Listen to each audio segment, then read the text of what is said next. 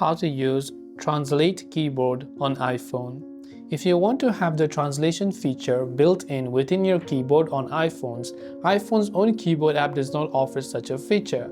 So we have to rely on a third-party keyboard app like Gboard or iTranslate. For this video, I'm simply using Gboard, the Google keyboard, and make sure you download this.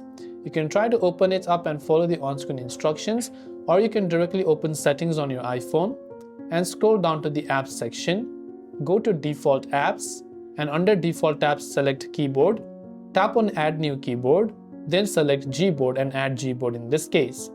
Now after we install Gboard, the another thing we have to do is to enable full access. To enable full access, simply open up Gboard and here you'll find this option called enabling full access. Tap on it, tap on get started, it will take here, go to keyboards, select allow full access and simply turn it on. Now we can go to a certain chat anywhere where we might want to use the translate feature. And before we do anything, you have to switch to Gboard. To switch to Gboard, you can long press this globe icon and select Gboard from the list.